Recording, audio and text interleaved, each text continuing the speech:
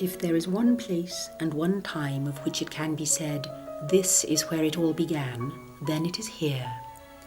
It was the beginning of the common market, and it was the beginning of the service which would one day come to be known as the SCIC. When the delegations of 6 nation-states met here on the 26th of June 1956, their task was to draft 2 treaties, one for the Economic Community and one for Euratom. In the 2 working groups, interpretation was needed, and the person who was asked to organise this service was a young interpreter then working for the European Coal and Steel Authority. Renée van Hoof, in May of 1956, was already working for the foreign ministers when they met in Venice and decided that the Intergovernmental Conference would be hosted by Belgium in Val Duchesse. Nearly 50 years later, Renée van Hoof describes the experience. So I went there very, very young with a totally free hand to have a team for Val Duchesse, where in the beginning there was no simultaneous interpretation, only consecutive. And we started with Frisch, who came from Switzerland, who was a lawyer. He had studied law, and we immediately knew we would need somebody who was good in law because articles would be written. And so to be an interpreter of this precise thing, we needed somebody like him.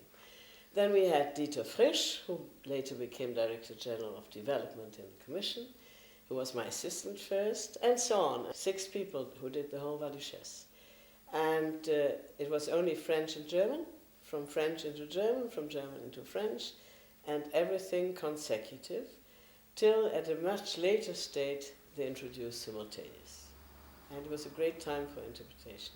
Pour les gens qui n'ont pas connu cette époque, c'est presque pas imaginable. D'abord, on était peu pour faire le travail, et les séances étaient longues.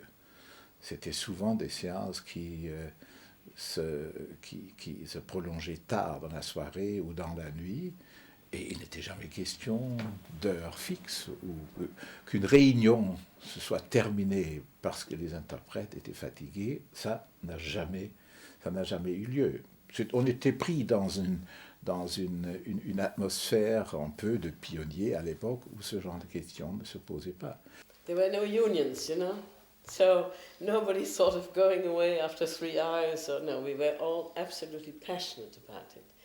And we worked the whole morning and we worked at night because there were dinners where very important decisions were made and nobody ever asked not to come. But I was very, very ill after that. I mean, I was absolutely overworked. So there are some good ideas to have some limits. That was too much. We were working too hard and that couldn't go on forever. But it was a particular time to making this treaty. Et tenez-vous bien, on a négocié ces 2 traités en moins d'1 année. Aujourd'hui, pour changer 3 articles d'un traité, on met à peu près le même temps. Et dans ces 2 salles, il y avait une table, il n'y avait pas de cabine. Et sur cette table, il y avait une sorte de cloche en plexiglas. Et il y avait, par réunion, 3 interprètes qui étaient derrière ces tables, sans séparation, l'un à côté de l'autre. Donc, si on imagine qu'avec une petite équipe de 5 à 6 interprètes, toute cette négociation des deux traités s'est faite. Donc ça s'est fait en simultané, mais dans des conditions extrêmement artisanales, avec de temps à autre le chat du concierge qui traversait la salle parce que les fenêtres étaient ouvertes, etc. If you visit Val Duchesse today, you will be shown the rooms which hosted that first conference of 6 nations. There is a plaque on the wall to commemorate the event, thanking all those who contributed here to the uniting of Europe. The work of those groups was conducted in French and German, but the ceremonial plaque is engraved in the 4 languages of the community. Réunis sous la présidence de Paul-Henri Spaak, le delegazioni del Belgio, della Germania, della Francia, dell'Italia. Die Kommissionen der beiden Gemeinschaften danken met bijdrage tot de eenmaking van Europa hebben geleverd.